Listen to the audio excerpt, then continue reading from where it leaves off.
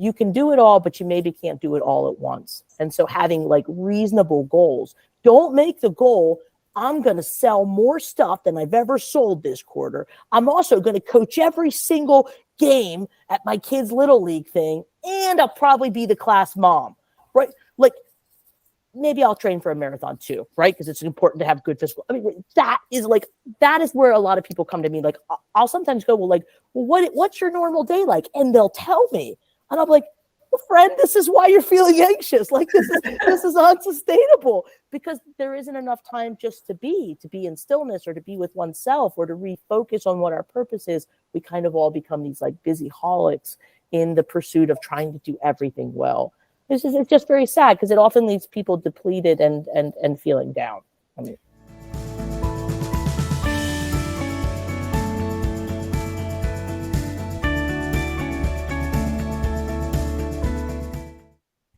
Hey parents, welcome back to Parenting on Purpose, your podcast for business owners, homeschoolers, and those parents not wanting to be in a box.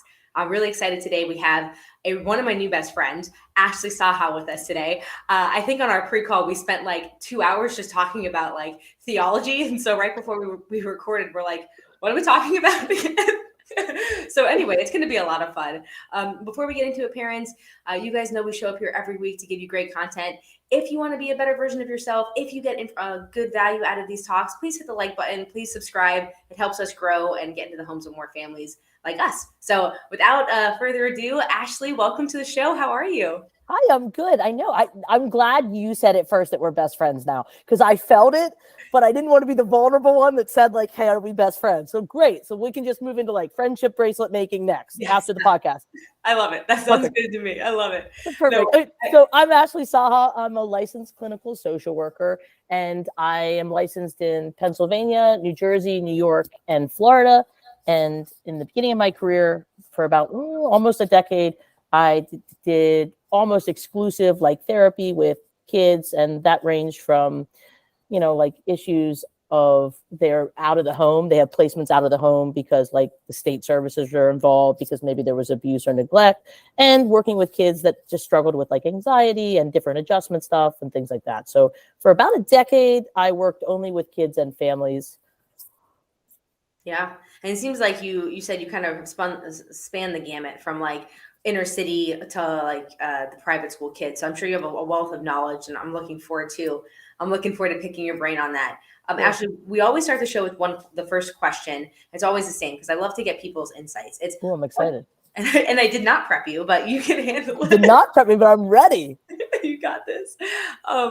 It's what do you do to show up in your life on purpose? Maybe one habit or one rhythm of something that you do to help you show up on purpose as a parent and just as a person.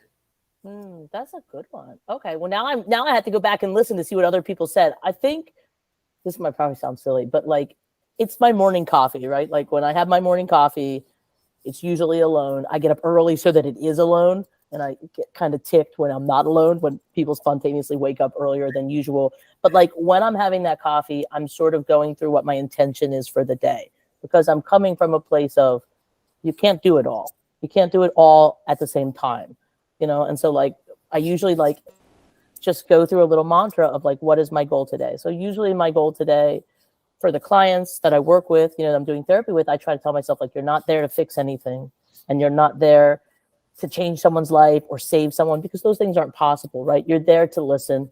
You're there to be truly present with them in that time that you guys have carved out. So that's what I'm sort of making my goal for like my work life usually for that day, is to try to like, because it's natural that minds wander, right? But if I have that intention in mind, I can just kind of go, oh, you're wandering, and bring it gently back to the person. And then I think also my mantra is sort of to have like at least a few moments of real connection with my daughter who's 8. So that's not always like, sometimes it's play. Like sometimes we go somewhere and we do something together, or I sit and like move the LOL dolls around and make them talk. Sometimes it's that, right? I'd only be like 20 minutes of that. But even like if I don't have time to do that, I'll make sure that like that conversation on the car ride home from school, I'm actually listening and I'm actually asking questions, and I'm not letting my brain go, it doesn't matter who she ate lunch with. Like, all we have to do is get home and do that paperwork. I'm sort of, again, just like bringing my attention back to, and then what did they say? And then what did that person say? Oh, what? Someone had an orange and it was really a clementine, because that's like the kind of conversation sometimes. And it can be really easy to be like, I don't have time for this. But that those moments of connection, even if they're about something that seems kind of silly, that's the point. It's like quality, not quantity, I think. Yeah, I love that. I think it's true. Kids are craving that from us, and then they are used to it, and so they get very hurt and even damaged or traumatic when they don't get it, or they just are used to not getting it, and so they kind of tune us out and go elsewhere for it. So that's beautiful. So I guess just in summation, you take a little time for yourself before people wake up. You get a cup of coffee, which is something that you enjoy, it fuels your soul, Right. and then you have a little bit of presence with your own self, your intentions for your day, and then it allows you to be present with your clients and your family. Yeah. Yeah. And there's like I always butcher the quote. There's like a Marcus Aurelius like stoic quote from the meditations of his that like is something like, like, you weren't meant to be in your covers, even though they're warm and comfortable. Like, that's not what you were made for. You were made to do the work of a human being. So what's the work of a human being? Is it to hide under the covers where it's comfortable and kind of be in that comfort and luxury and it's warm and it feels great? Or is it to have purpose? Like, other people are depending on you. And, even if it's as small as like, hey, we all happen to be on this earth at the same time right now. And whatever your job is, you feel a piece of that, like ants, right? And that your job is to get up and do the work of a human being, not hide out under your cover. So I have to say that to myself a lot too before I get to the coffee. Then once I get to the coffee, it's smooth sailing. But to get from the, like the horizontal position of laying down in bed to the coffee, sometimes I have to be like, what is the work of a human being? You've got to get to it. Yeah. I like it. It starts with caffeine. Then you can ask me. Always. I always give a high reverence to the Wim Hof people of the world who start their morning with like a freezing shower or like an ice bath. I'm like, that takes God bless them. God bless them. Yes, if only that was me, but that's not. It's like, let me get that strong coffee, maybe the double espresso, and then we'll get into it. I do feel much better about getting out of bed for something warm and like cozy, right? Like that does feel good. That's awesome. Totally. Well, that's a great answer. I love it. You touched on something too, and it kind of wraps into what I want to talk to you about today. You talked about, let's see if I can do this like in a nice bow. You talked about not really being able to save or solve the world's problems. Your real goal and your job is to be present and to show up. And that kind of tied into what I thought would be a perfect topic for us today, which is in parenthood. And I know you have both sides of this. Like, you as a working mom have gone through this, and as a business owner building a business and being a mom. And then you also see it on your client side from people who are doing the same thing, and how we as parents feel like we struggle with it. So it's more about the being present with your children, but also still being able to grow and develop as a human being. I think that is actually why I started this podcast, but I think you are such a unique and perfect person to help amalgamate your own experiences to kind of just play with this concept a little bit. So I don't know, you can start in any way that feels organic of in service, maybe with your own journey or just things that you've seen in your practice with people wanting to grow as individuals, whether it's work or whatever it is, business ownership, and also wanting to make sure that they're still present at home. And I'll just ask some questions and kind of free flow as we go. But yeah, anything that comes to your heart, I'd love to kind of start to play with this a little bit.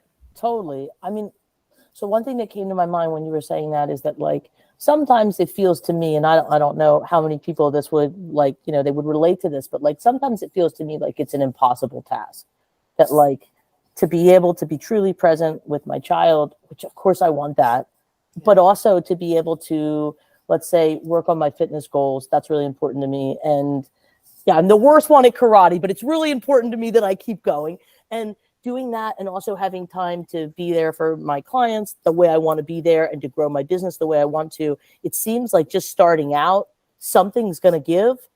And, then I pay the price for that, right? Like if I sort of like give to my clients and take away from myself, while I might grow my business, I can't take care of myself then, right? My mood goes down, or I have less energy, or I get more frustrated because I'm not doing self-care that I need to do. If I compromise and I do a whole bunch of self-care and let my business go down, then it feels like I'm sabotaging myself because, this is mine. Either I'm going to make it or break it, but it's all on me. And if my child's last in that line, I pay the price with like tremendous shame that like, right, I brought her here and now I'm neglecting her. So then that feels terrible. So I think that like there's multiple ways to like attack this. One is through our cognitions or our thoughts. What are we telling ourselves about the things we've chosen, like our responsibilities? Or if we're telling ourselves that we need to be doing all those things at once and it's all on us, and they need to be pretty close to perfect, else we fail. Like that's a very dangerous cognition, right? And then it's going to accompany a lot of negative feelings around it, whatever those feelings are. So I think like just kind of being really aware of the fact that like you can do it all, but you maybe can't do it all at once. And so having like reasonable goals. Don't make the goal, I'm going to sell more stuff than I've ever sold this quarter. I'm also going to coach every single game at my kids' little league thing, and I'll probably be the class mom, right? Like maybe I'll train for a marathon too, right? Because it's important to have good physical. I mean, that is where a lot of people come to me. Like I'll sometimes go, well, what's your normal day like? And they'll tell me, and I'm like, well, friend, this is why you're feeling anxious. Like this is unsustainable because there isn't enough time just to be in stillness or to be with oneself or to refocus on what our purpose is. We kind of all become these like busy holics in the pursuit of trying to do everything well. It's just very sad because it often leaves people depleted and feeling down. I mean, wow, that was really well said. I gave you a hard thing and you just crushed it. Well, I'm living it, friend. I mean, I'm living it on the daily, like talking back to those shameful voices or trying to like, what is my brain telling me? That's the question I'll ask myself. If I'm feeling like keyed up or real anxious or down, I've gotten in the habit of sort of saying to myself, what is my brain saying to me right now? And if I can tune into it and hear it, it's usually like kind of a blanket statement, like you have to do it all, right? Or you're not doing it good enough, right? Like something like that. Well, that's a cognition that is in no way helpful to my day. And if I can sort of identify it and challenge it a little bit, exactly, then I tend to feel a little better. And then by nature, if I'm feeling better, I am more present, right? If we're going away, if we're finding we can't be present, usually that's like an indication something else is up, like, right? That we are not really taking care of ourselves because being present is probably it's where we ought to be, right? It's like where we're made to be. If we find we're in the past or in the future or some other amalgamation of both in our heads, that needs tending to first. We can't just go put on the to-do list, also be present, right? Right. Exactly. Oh, and a lot of that, what comes to my heart is like a lot of that comes from a place of not enoughness or of not questioning. Like we do this because we think that's what it means to be a good little boy or girl, or to be a good parent, or to be a good human is to do all these things. And that tends to have us work from a place of lack versus a place of like uncovering, unfoldment, play. And that tends to be when our best stuff happens because unfoldment, play, all that is presence. And then the other is more like obligatory work. And we both know the difference between how those feel, right? Inside. One, we were just talking about that. Like one feels like light-giving and uplifting, and the other is kind of oppressive. It's very interesting. It is oppressive. That's a good word for it. So I don't know if like in the context of when people come to you, but why do you think we have such a widespread propensity as adults of trying to do exactly what you're discussing?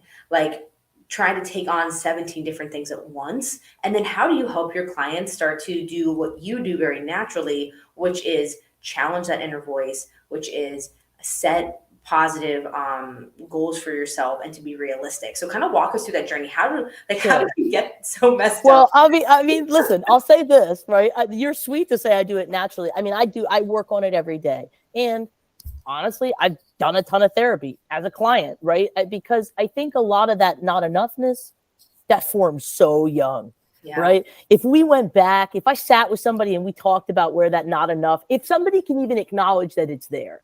Some people have so much shame around not enough, right? Because they're fine. I'm fine. Of course I'm fine. Of course I'm mentally healthy, like all that stuff. But look at all the things I'm doing. I'm doing all these things that prove I'm a great parent. All these things that prove I'm a great employee or whatever. But, there's a thing I'm probably stealing from Brene Brown, but I'm sure she doesn't mind. she calls perfectionism, like I think she calls it the 10,000-pound shield. So that whenever you see someone that's over functioning so much, and they may look like they've got it all together, and hey, look, on the surface, maybe they do, almost always there's that seed of shame or insecurity, not enough, not good enough. So keep doing. If I just keep doing more and more and more, someday it's going to be filled. And the opposite is a lot of times true. So how do we do that? I think we start to get in touch with those parts of ourselves that we are maybe not as proud of. Right? Everybody's proud of their accomplishments, and we're proud of our kids' accomplishments. And we live in a culture that loves doing, right? We love industriousness, and we love the stories about CEOs that work 18 hours and then sleep for 2 hours under their desks and then roll out of their thing and go back to work. We are so inspired by that. So I think that's a cultural thing. I don't think that's any one of us specifically, but I do think that, like, it might be worth asking if you find you're always going, always doing, and you do hear that little whisper of not enough, to spend some time with that, right? Like, where did that start? What else is that not enough saying about you? Because we work so hard to avoid it because it's so painful. Not enough is so painful. I'll just lose 5 more pounds, start 2 more businesses, and maybe I'll be the class mom for each of my kids, right? Like, we do all that to fill that. Doesn't work. Sometimes it's enough to just name the pain of that. I'm really feeling not enough right now. Sometimes that's enough. If we just sit with it a second before we jump into action, I'm going to do something so I don't have to feel this painful thing. But then it's still there. You know, you have to always keep one step ahead of it. That makes being present almost impossible. Yeah. We have to keep moving to get away from the really painful thing that's in the present. I do find it's like, whether it's like God or the universe or science, whatever you subscribe to, it is a very hilarious, like, hidden thing that we are as humans like tasked to deal with. It's like we always have the propensity to want to grow and develop and just expand, right? Evolve as a species, mentally, like whatever that looks like. But then we're always kind of plagued with especially in our day and age where we have everything that we need at our fingertips. So it's not like we have to work very hard to get anything, right? Everything's right there available to us. And so because of that, I think our work for our generation is a lot more mental. It's a lot more self-mastery based than it is go out and wreck the skyscraper or go out and plow the fields and you physically produce for yourself. And I think that has presented so many beautiful things. I think it also presents a lot of challenges, especially 100%. With communication and technology and being able to so quickly quell or dispel or just distract oneself from that work. Yeah. And, you couple all that with the fact that you, as a human, you're just designed to want to evolve things. So I just think we're in a really interesting time where we have to kind of like, not even balance is the word, but like marry those two things. So when your clients start to come to you with the whispers or the negative voices or the cognitions, as you mentioned them, I guess voices is a that's fair. No, we'll go with voices. Yeah, right. Whatever kind of a trigger word. Saying. Yeah. I hear it as a voice. Yeah, that's fair. Same. Yeah, same. But so how do you teach them to like disassociate that from like, and this is very like Eckhart Tolle, this is very like meditative mindset, but that's just the path that I've walked, is like you recognize that that's not who you are. You are having that thought. Yes. You are the observer having that cognition. That's so hard though, but that's exactly right. It. Yeah, but it's so hard to do. So I guess that's for people who haven't gone through the meditative journey, like, sure. How do you teach people to, one, pinpoint that, two, disassociate, like that's not you as a being, that's just a thought. And now you can challenge, play with, change, have fun with, adjust, and move on. Yes, I think that, and that's so key to so much. And I think, and this should be said, like, you can do it with yourself. You can also do it with your kids, right? And one way we do it is we externalize, which you're saying disassociate. We externalize. We put it as an outside thing that is, I am not my feelings. I am not my thoughts either, right? I am having them, but they are not all that I am. So one thing we do is, right, just try to help people to differentiate. So that's kind of that language of, what's my brain saying to me right now? What's my brain telling me about the situation? But we want to try to help people understand you are making judgments. It is not that we are just seeing reality as reality is, because reality, the events that happen around us, are neither good nor bad.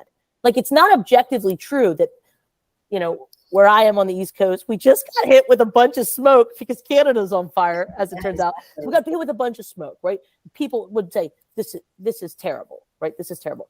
I understand what they're saying, of course, and I would never be the jerk that goes, it's really not objectively good or bad. Like, I wouldn't do that. I don't want people to, hate me. But we have to be careful the language we use, right? Because we're assuming this external thing is clearly a bad thing, and therefore that's objectively true. And our brain told us it's bad, so it's bad. It's not.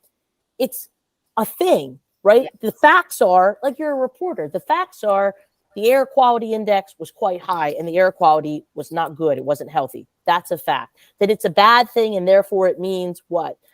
The end of the world. Everybody needs to stay inside forever. Blah, blah, blah, blah, blah. Those are judgments. So we want to try to help people be cognizant of the judgments that they're making about things, because those judgments have a big impact on our mindset and how we feel.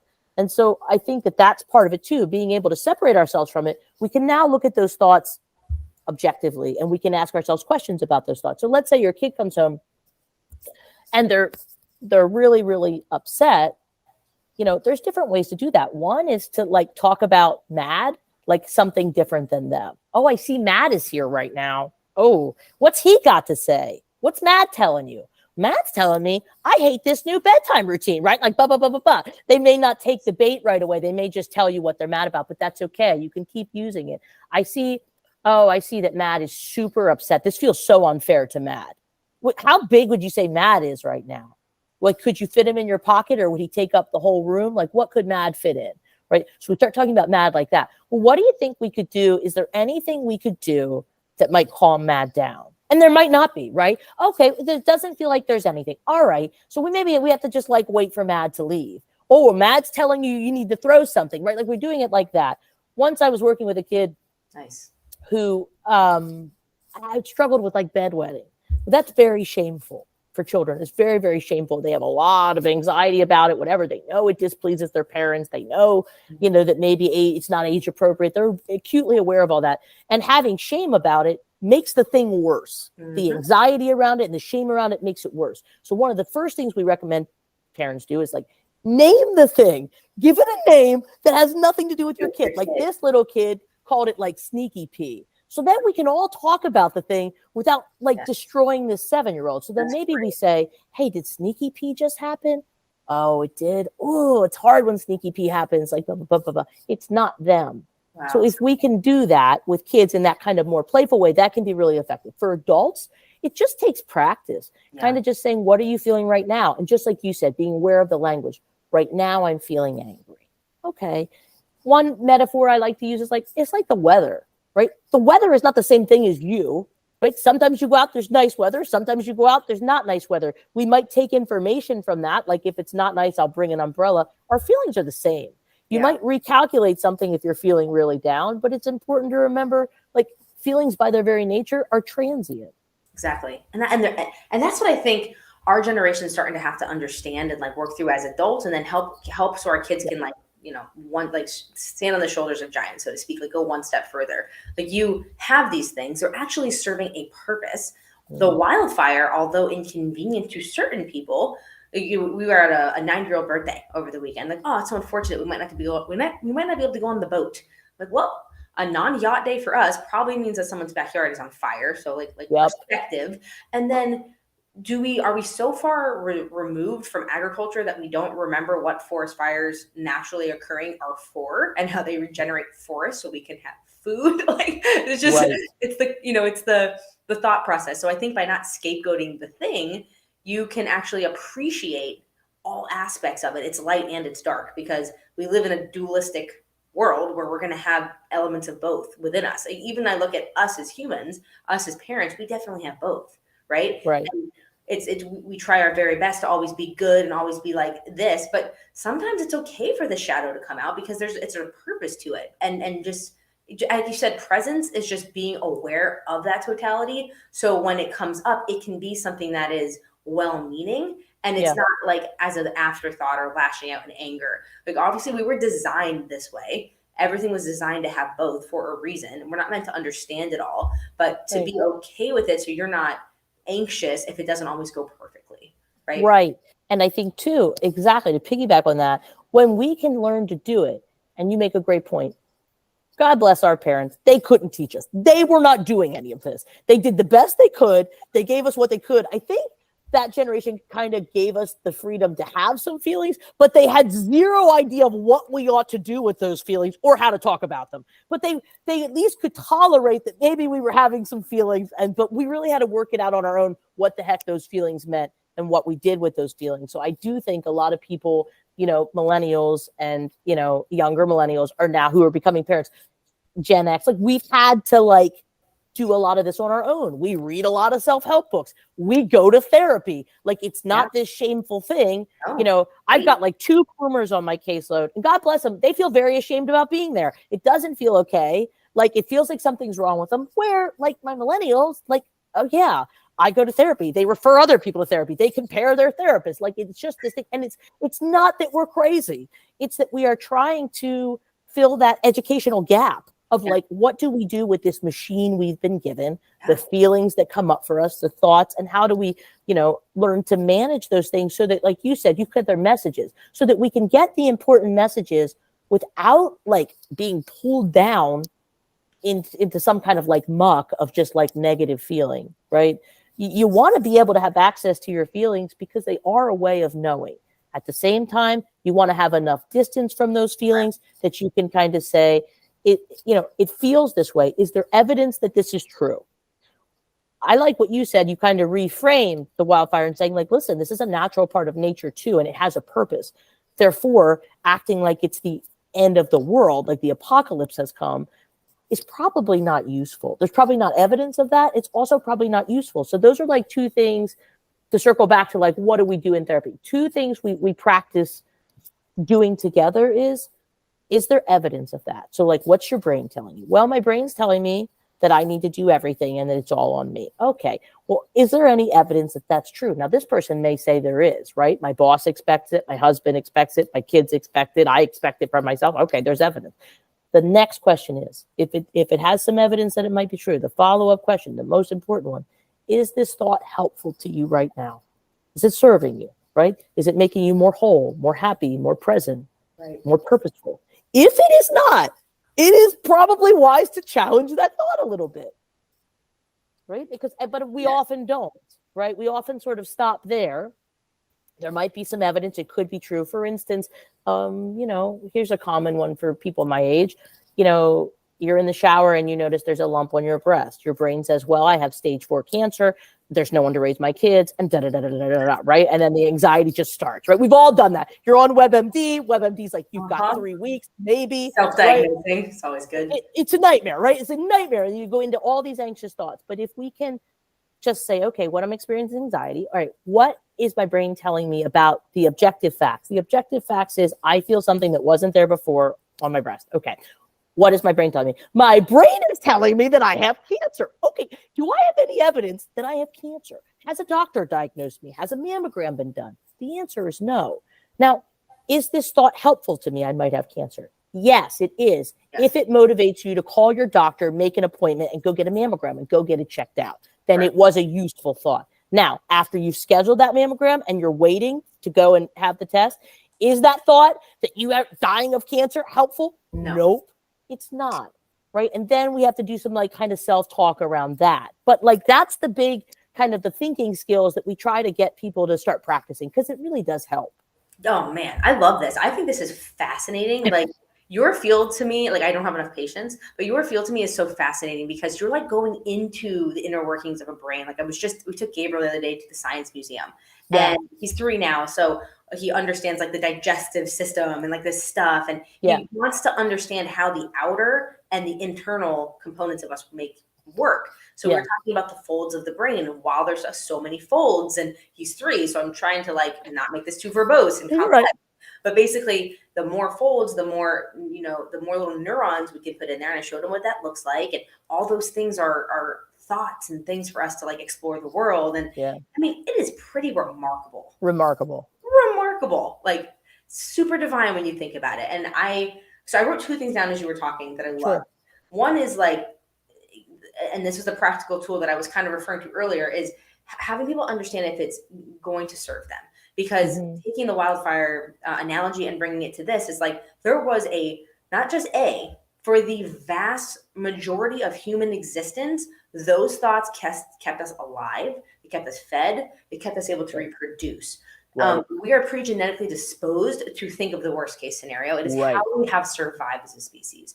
So when you, but when you're not present, you don't think of that shit. You don't think of it. But when you're present, you can say, I know that, that's okay. But to your point, like, is this serving me? That's how it comes across in my head, is like, or I also think of, and that's what I wrote down, is like, Yeah.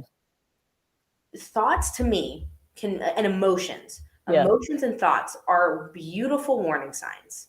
Mhm. So what I always, especially if it's something recurring, right? Like if it'll happen like once or twice, I can usually, what do you like, kind of talk it out of your head? Like, Sure. Like process it yourself. You kind of talk it through. I get, yeah. And like justify, like, okay, this is Yeah. just this, boom, it's done. But if they keep occurring, I can't help but think this is happening for a reason. Why? Mhm. And as woo woo or as pragmatic as you want to get, like if you just take a second to say, why does this keep coming up? What is this emotion? What is this thought trying to communicate, convey what? And then it'll usually come in a weird impulsive thought or like a feeling in your body or like whatever that is. I think we're just, as part of this like journey through survival to like thriving, I think we're starting to become more aware of that inner outer connection. And we can say, oh, all right, well, it's making me kind of tingly here, or oh, it reminded me of this. And that thought has a purpose. Yeah. We just don't know how to listen to our internal mechanisms. Like, it's an overgeneralization, but I don't think Yeah. it's like American or Western society does a wonderful job of it. So I think we're learning that, and then like it builds from there. That was one thing that kind of I love. Well, I love what you just said, right? Because what I noticed about what you said is like there was a real attitude that you take of curiosity. And like that's a huge thing. Can we be, instead of being so threatened by our anxious thoughts or our sad feelings, can we be curious? Like with kids, I'll say, like, can you be an explorer? Okay, if you're an explorer, you're in the jungle and you found a new animal and you're trying to like describe it to me. Like you said, where is it in my body? We can't do that if we're threatened by it. If we say, this is a bad feeling and I don't want to feel bad because I don't have time to feel bad, or like it's not okay for me to be sad, I'm the really healthy one in the family, or I'm the go-getter, I'm always upbeat, whatever, then you can't be curious. And now you can't have access to that way of knowing, which is what you're talking about. And you're also talking, I think, about like the way our brain works in a very associative way, right? And you're kind of following those associations. So when I ask myself what I'm feeling, what came up for me, that's what you're doing. And it's giving you access, because a lot of times our systems absolutely know what we need. And if we can listen, right? So you might be thinking about why you're feeling annoyed after a work call. And when you ask yourself that, something comes up and something else comes up. And now you're having a memory of when you were 10 at a birthday party. And it's not random, because the brain doesn't work like that. What it did was it associated and it showed you something that feels relevant. And if we can tune into that, it's like a superpower.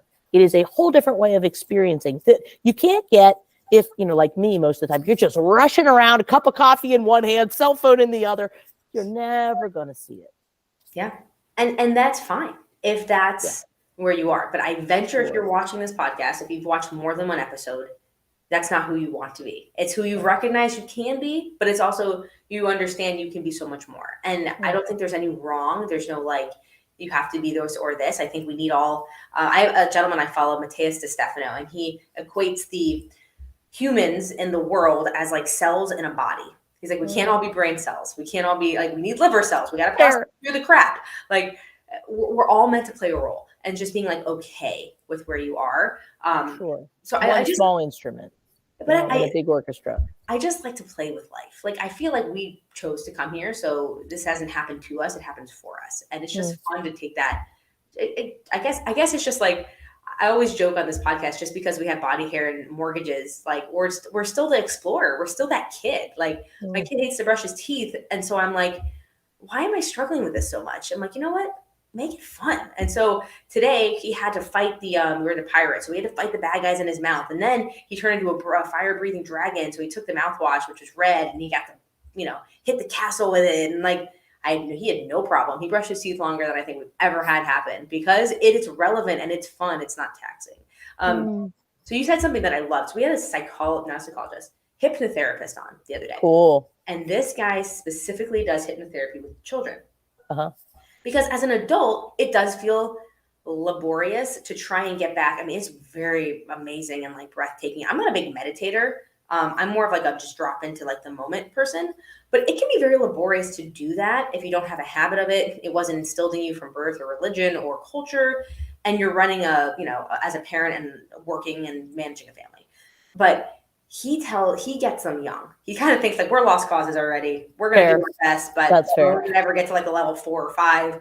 Let's get them while they're young and show them what they're already doing and why it's so important. And you said it exactly right. He talks about it as emotions are meant to be felt. So when you can feel them and understand them, they're telling you something, then they're meant to be released and not held onto, released. And when you can teach that to kids like early, I think kids actually do this very well. Like something happens and they just have a propensity to brush it off. Whereas like, you get us at like 6 p.m. and we're pissed off about a Facebook comment that we got at like 6 a.m. You know what I mean? Like forget it. Yep. We just hold everything in. It's weighing us down. And kids are good at releasing it. And he tries to have them just really drop into that experience so that they can do it well as well. I love that. So it comes to my heart though, as we talk about this, is like, why did we get here? How did we get here? Because I think if I can understand in my mind how and why, it can be reverse engineered to help our children to just be a little bit more present. And I think you brought it to mind when you said the news example of the wildfire. Yeah. But to me, it's like the media example in general of just how media is meant to be it's meant to be a triggering thing because it is at the core, call it what it is the business of information. So it is a business. And I think, again, if we don't know how to challenge or play with that concept, we take it as pure gold. They talk a lot about it in like self-help and business development as first principles. If you don't know how to derive things back to the first principles, then you take everything at face value and then you need it to be 85 and sunny for you to feel happy because it's like the external locus of control. You're now waiting for everything else to be perfect to give you the permission to feel happy. It's like, what is that movie, The Smurfs? Like you're right. It's like you're waiting to eat whatever those bigorb things are. I don't know what they're called, but like you're waiting for something else to make you feel happy.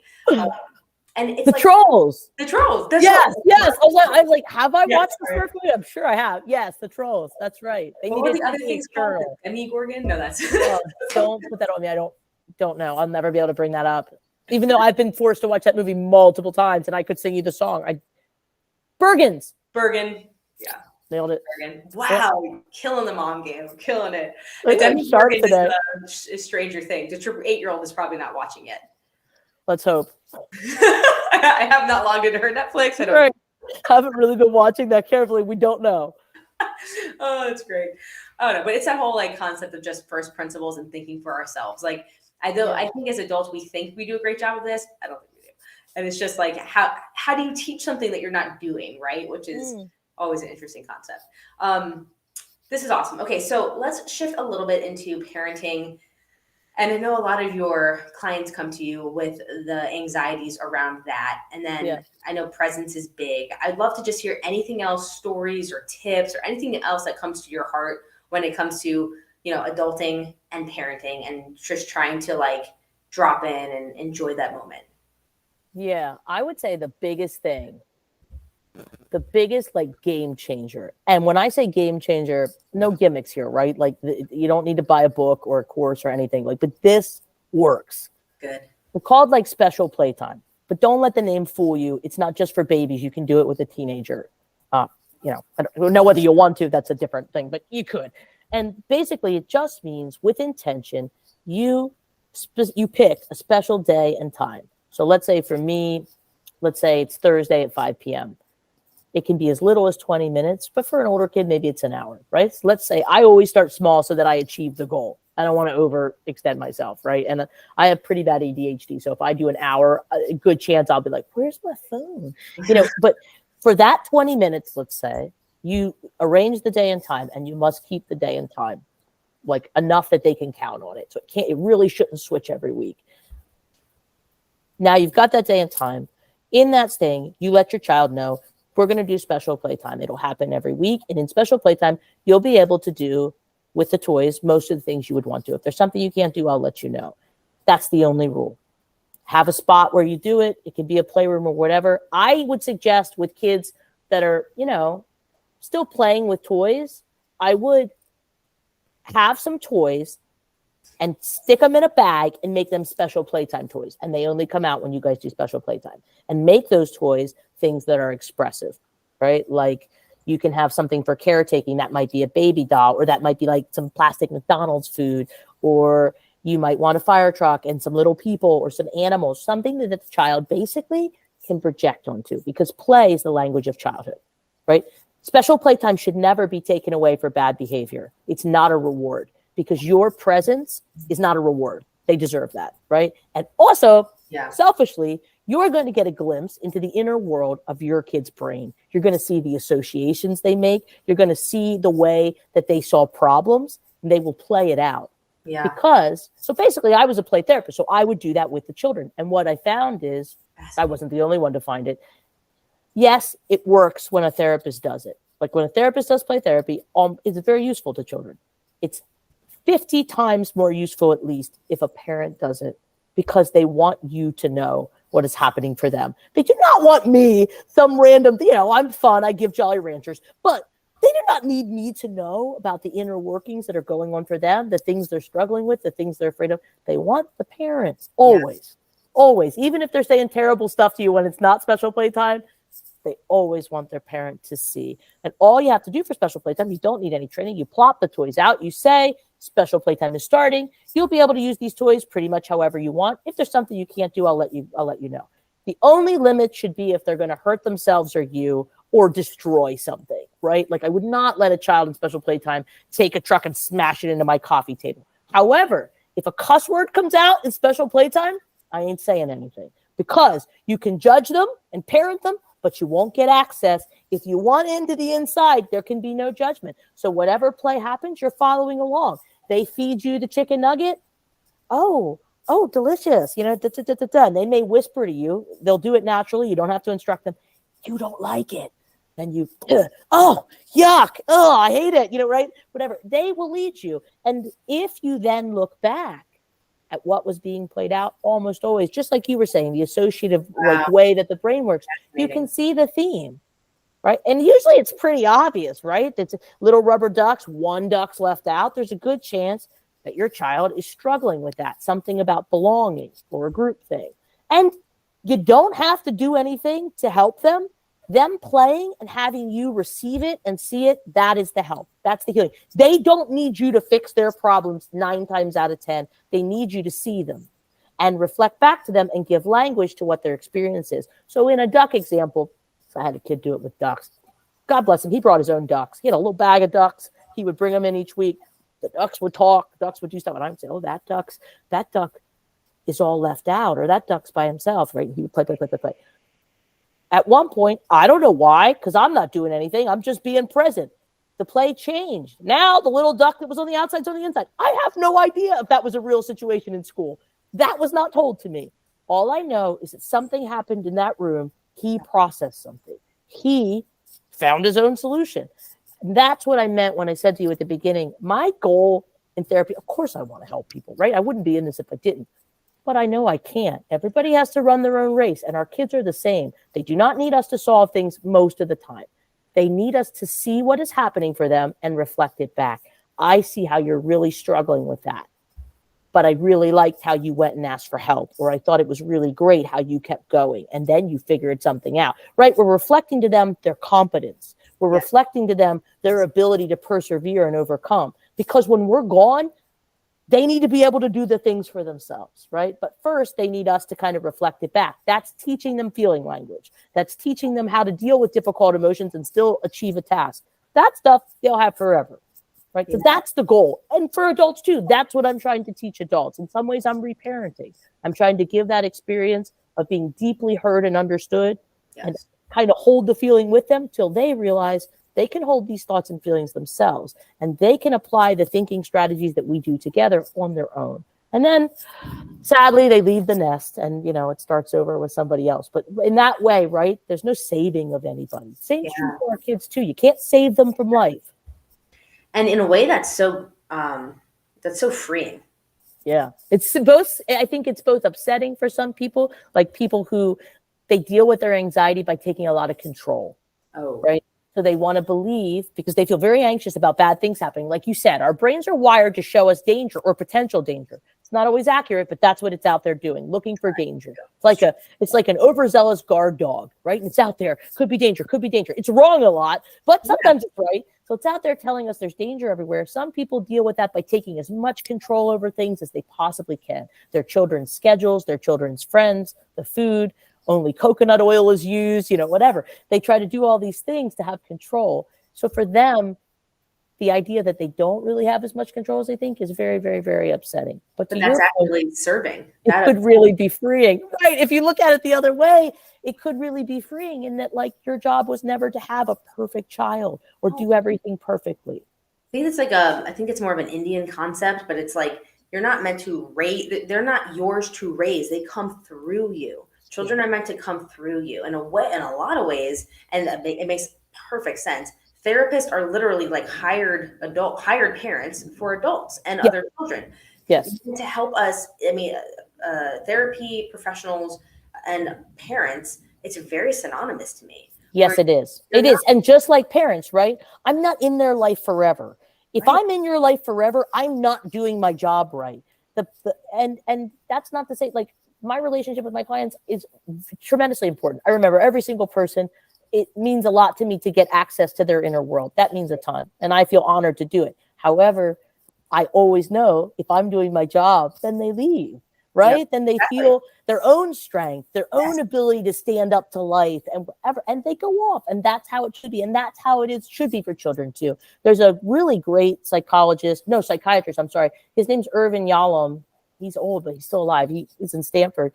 And he has a saying that, like, it's much easier to leave good parents than it is to leave bad parents, right? So, like, a good parent teaches a child how to go out into the world and gives them that confidence that they can. But when we overparent, when we let our anxieties that something bad will happen to them, and I get it, it happens to me too sometimes, so anxious about what will happen to them at school or what will happen to them at that play date, and we instill fear in them. Yeah. And they develop anxiety. And that anxiety tells them that the world is not safe. And look, sometimes the world's not. What we want to inspire them is the world may not always be safe, but you have so many skills. Yes. But you are so formidable, right? You have these thinking skills. You know how to use your superpower of your feelings. You know how to develop communities and depend on other people when you need to. We are a tremendously resilient species, right? I mean, we're almost impossible to get rid of, right? Look how long we've extended our life cycle. Right? What were we living before? What was the average lifespan, in the 1800s? I mean, and now we can live to 100. Sometimes people live over 100. So we're tremendously resilient. We need to make sure that we're giving our kids that message. If we don't, if our anxiety becomes theirs, they struggle. Then they do feel fearful of the world. And how can you really live if you're fearful? You can only survive. And I can see why, as a parent, if you're going through your own stuff, it might feel like good to be dependent upon. It means you have value. Yeah. I'm valuable because they need me. And I only know this because, I mean, I've adopted my older child. Our daughter was mine through adoption, which is amazing. And so grateful that she has chosen us for that path. So when we had Gabriel, like, biologically, and I got to go through that, it was the first time having a baby. And I consider myself not in a cocky way, but a competent adult. Like, I know how to navigate life. And when we had him, I was like, wow, I can see, like, it feels good to be needed, but it also depletes my ability to be the foundation for him to grow into his own. If I'm always figuring things out for him, solving his problems, being his thing, being there if he needs me and he cries, like, there's a lot of truth to helping them develop. And I don't think, there's an age appropriateness to this. Yes, there is. That's a very good point to make. Right. And the thing is, what I find, and I found this in my personal experience, because despite teaching parenting things, in no way am I a perfect parent. They're not out there. But, like, one thing I find is, like, a lot of times parents, like, a parent will be really great at a certain stage. I was awesome at, like, 0 to 2. Awesome. Because a lot of the stuff was just making sure that she was eating and then watching her nap, like securing her napping space. That was it. I was in my stride. I was so great. When she developed all her own capacities and really grew, to be elementary school, her needs shifted. She didn't need from me what she needed when she was a baby. She needed something else. That required a lot more presence. And that was a lot harder. That is still a lot harder for me to kind of make sure I'm checking in enough and sort of sitting and playing with whatever the cool toy is right now and asking questions about it, because it's very easy for my not enough to whisper, you could be calling people back right now, or you need to be doing your paperwork. You need to be calling the insurance company. What are you doing sitting here? It's very tempting, right? But that's what she needs now. Yeah. It's not what she'll need in probably 3 years. She'll probably need something else. So there's a lot of people that they're killing it. Adolescence hits, off the rails, right? Like they really struggle. And I think that's what you're speaking to, right? Because in adolescence, what they need is space, right? Yeah. They still need to know you're there, but they need you on the peripheral so that they can try stuff out. And that's hard for a lot of parents. And that's when they want to swoop in, because now they're scared. Yes. Because now they're starting to see the fruition of what you planted pop out of the soil, and you don't freaking like it. So now you're trying to dig that crap up and replant it. And there's no wrong here. I'm going through the same journey. It's just wherever that you are in that, come to terms with yourself. And that's why I love the first principles. Understand why you are triggered as a parent by these things. Go down to the basic principles and say, it is not their fault I feel this way. This is not my kid's doing. Unravel and figure that out, self-parent. And then from a place of equanimity, now you can guide, because you shouldn't be solving their problems. And if you are seeing if you are seeing the fruits of something you don't like, that it's still solvable. Exactly. And there's nothing wrong. Like the cool thing about this is, like, by and large, our kids have insanely beautiful lives and they're very resilient. I don't think unless you're physically or mentally abusive, you're not inflicting the damage on them you think you are. You are simply a human on this rock flying through the atmosphere, trying to be a better version of yourself. And that is amazing. But also have the lens of, you're probably doing a pretty good job. And you probably are. If you're listening to a parenting podcast, you're probably doing a great job, right? If you worry, if you worry that you're not doing a good job, 9 times out of 10, you're doing a great job, right? Be honest. It's the people who aren't worried at all, that if they're doing a good job, that I sometimes go, wow, they seem oddly confident at this parenting thing, right? But the people that are worried about it, generally, they're doing great, because there is no, like you said, there's no recipe here. And we can't even say ages, because there are 14-year-olds that still need a lot of closeness and they need a lot of involvement. Yeah. And there are 9-year-olds that need a lot more space, because we all develop differently. And that's tricky as a parent. And no, we're not going to do it perfect. And I think one thing that's maybe helpful to keep in mind is we don't ever had to. We don't have to do it perfect. They've done a lot of studies on attachment and healthy attachments. And they said look, a good enough parent, not a perfect parent, not attuned all the time and always. You do not need to know all the time what your child needs from you developmentally or emotionally all the time. Number one, that's impossible. And it's not even desirable. And here's why. Exactly. Because then they don't know what to do with misattunement. They expect that kind of perfect attunement from others all the time, because they got it from you. Yep. And they don't develop some of those key capacities, like the ability to deal with frustration. Like, when we talk about little kids, I want a cracker, you give them a cracker. I need a cracker, give them a cracker. I need a cracker, give them a cracker. The one time you don't, and they have to fuss for 30 minutes because you were in a car and there are no more crackers, awesome. Yeah. Life is teaching. Life is teaching. You can be upset, but you will survive. You can be frustrated, and the person can't give you what you want this second, but they got you a cracker when you got home. Like, things are going to be okay. All we need to do is be good enough that they believe other people can take care of me sometimes. Other people will help me meet my needs sometimes, and I can meet my needs also. Those are great. That's it, right? Hope. Like, the world's generally an okay place that can meet my needs. Not the world's a perfect, ideal fantasy, and not it's a total, apocalyptic mess. Neither of those help. What helps is, like you said, we're here for a reason, or whatever, however your beliefs are, but like, there is purpose in life. You will face hardship. you have a ton of skills within you to be able to navigate those hardships. And you can rely on your community when that's the beauty of us, right? We weren't made to be in isolation. There is always a group. And even for parents that might be struggling with like, well, how do I do what you're saying? And like, take it apart in my head. And if therapy's not right for you, use a spouse. You can use a good friend. Basically, you just need somebody who cares about you and it's okay doing some listening. Your brain will do the work itself. Your brain will associate. But sometimes if we're all jittery, we need the closeness of somebody we trust to kind of come down, which is true for our kids too, right? We're wired for connection. We're wired for attachment. When we feel distressed, it's in our DNA. We seek out our attachment figures, which is why they come to us.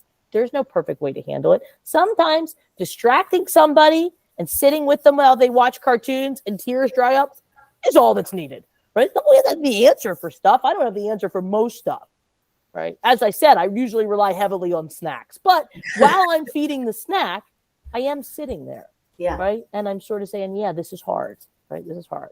Here's some ice cream. That part may not be ideal, but I think what matters is this person in my life cares enough about me to hold this feeling with me. Also, they believe I can handle this. If they believe I can handle this, I probably can. Right? Whereas if I went with my gut and I freaked out and ran into every situation to fix it, which to be fair, I often want to do. Now I've told my child I don't believe that she can handle it. That's not a great lesson. That's it. There's so many. I like to wrap these up because it's like there's so many amazing things said. And if you're in a car or you're in the folding laundry, making meal prepping, whatever you're doing a diaper, like it's nice to like get the drive home context, especially if you're like me and you listen to everything on 2-speed, which is how I have to handle this information. But one is that perfection, and we talk about this a lot. But that perfection is not only not ideal or not possible. It's not ideal. It actually sets your child up for perceivable failure, and it's good to fail. It's good to fall forward, like fail forward. Like when kids walk, they're falling thousands of times before they can learn to take that next step. And as we try and remove that from them, are we setting them up for success in life? Are we setting them up to want to start a business, to start a relationship, to strive to the next level, to become good at any type of sport? Because all of that requires a ton of failure. So I think if we can show them like we have the capacity to do incredible things in non-ideal situations, that is our superpower as a species, and that we have these things we can latch into, these first principles, these core values, family, and you're just present, it gives them that hope. So that was like one thing I took from it. And then the second was with the presence piece. It's that you said they don't need to be, you don't need to fix their problems. You just need to see them. You said they need to be seen. Kids need to feel seen. And that sometimes is enough from a figure of somebody who loves them for them to clear whatever it is they're working through. Yeah. That was another big one that I picked up. This has been amazing. Oh my God, thank you. This was so fun. I'll start working on your friendship bracelet. Yeah. Yes, I would love that. That sounds good. Great. Ashley, I always like to wrap with two final questions, and you gave us a bunch of really good practical tips. So the final question is, if someone could take a quib, a tip, any practical step from this podcast that they can implement immediately just to get like 1% better or 1% more present, what would that be? Yeah, I think you called it what? The first principle? Is that what it's called? Is that when you like check with yourself? Mm-hmm. I think check with yourself, like with curiosity, not judgment, not, well, why am I feeling this way? Just, well, what am I feeling right now? So when you feel it, however, you're having a big feeling, if it's in your chest, a tightness, whatever that is, what am I feeling right now? What is my brain telling me right now? Right? That's the jumping off point to being aware in your body, present, able to take those messages from your feelings, which is going to help you to regulate your own feelings, which is going to make you able and available to be present for others, not just your kids, but more present. You've cleared it, kind of. Once you've cleared it, I love stuff that rhymes. If you can name what you're feeling, you can tame it. Right. So, but in order to name it, we have to be able to ask that question kind of with curiosity. But what am I feeling right now? Yeah. Like an emotional temperature taking. I would suggest people start doing that. You can do it a couple times a day. Huge difference. Emotional temperature taking. I love that. I've done certain things throughout like my life. Like one is I'll just look at my hands. That's like a meditative practice where it's like because your hands like by and large don't change, right? Unless you have like a surgery or something. I don't know. But like by and large throughout your life, like they're always here. So if you can look at them, it kind of is like a reminder to like get present. And then you can't focus on two things at once. So by like looking at where you are, it helps you kind of understand more like what's around you. And then you're just automatically more present. And then I've also done like gratitude or presence alarms, where I'll set an alarm. And when it goes off, I have to like put in a certain code to get it off my phone. And that is my reminder of like to go check into a space. But I've never, I think intuitively I might do this, but I love what you call the temperature check, like a mental awareness temperature check. I think it's the same thing as your first principle, right? It's just that. kind of like being aware of like sort of basically like time out, stepping back. What do we have here? What's my brain telling me? Oh, it's telling me if I don't help so-and-so with their homework, they're going to fail out and never get into college and probably their whole life is over. Okay. Is there any evidence that that's true? Is that thought helpful? But the beginning of all that other stuff is just going, something's happening for me. Right? Like I'm elevated or triggered in some way, and just taking a little bit of time to step back with curiosity and compassion to see what that is. Game changer. Wow, first step to all the stuff you're doing, right? Because you're doing a lot of this, and it's kind of like you've been doing it really intuitively. It's like high-end processing though. And that's a good goal for people to get to. That's not, you don't just, I'm sure you could say that's a cultivated practice. You don't just wake up and do that. Right. But a good first step is just what is happening for me right now. Yeah. And dropping in, you said, right? Dropping into a moment. And like, I know we talked at the beginning, so I'll come first full circle about trying to do 5 or 6 different things and starting to sow, like, plant the seeds of them all. Right. It's like, if you do it in one area, it's amazing, the multiplication principle. At least I've seen it in my own life. Like if I just give a little bit in that area, how it can help with all of them, especially because you are the common thread of everything that grows in your life, whether you like what that looks like or whether you hate what that looks like. There's a reason it's growing. You need to deal with it and internalize it, and then do it gently, because you are incredible. We are all the heroes of our story, right? And so I think sometimes just not being so hard on ourselves and having fun with it, because if not, like, why the hell are we here? Like, it's not fun. Like, who wants to be in like this boring, drab thing? It's like the whole brushing the teeth example. It sucks. Someone wants to do it. You don't want your teeth to fall out. So let's at least make it fun. We got to work to get money. Let's have fun with it. Let's enjoy it. Let's make fun out of it and have a good time. And I think that's kind of the point. Okay. So, Ashley, wrap us up with like where, people can interact with you. Do you take on clients? How can they find you? Sure. I mean, I do provide telehealth. So if somebody's in New Jersey, Pennsylvania, Florida, or New York, I'm able to, work with them virtually, with an audio video platform. So if that's something someone's interested in, of course, they could reach out, and they can find me on my website, opendoorcounseling.online, and I'm on LinkedIn and all that other stuff. I did have a parenting course. I was going to say I can share with you later, like a discount code so that people don't have to pay. If they're interested in that, it's on Udemy. But that's probably about it. That's how I found you. I forgot. That is how you found me. Yeah. That is how you found me. So long to connect. I remember that. My daughter. You were struggling with that throughout. You're like, how do I know her? Yeah, you reached out from the Udemy course, so I can, like I said, I can share with you later, like a discount code people can use. Thank you. No problem. That's amazing. Well, this has been so wonderful. I really appreciate your heart and sharing that, and spending some time with us today. I told you on our pre-call, like, I just love your personality. I love the way that you come to life, and you're just so playful and fun with it. And I think our parents are going to really enjoy that as well. So great. Well, thanks so much for having me. Yeah, I appreciate it. So thank you again. And then parents, thank you guys so much for showing up week after week and being here. It just brings my heart so much joy to bring value to you guys. And I'm learning so much in the process. And what means the most to me is when you guys send me comments or you send me emails with what you want to see, what you want to learn. And then I go out and find amazing people like Ashley who can come share their hearts and help us all, because we're all on this journey together. So I appreciate you guys being here. And until the next perfect time, everybody, stay beautiful and stay inspired. Bye, guys.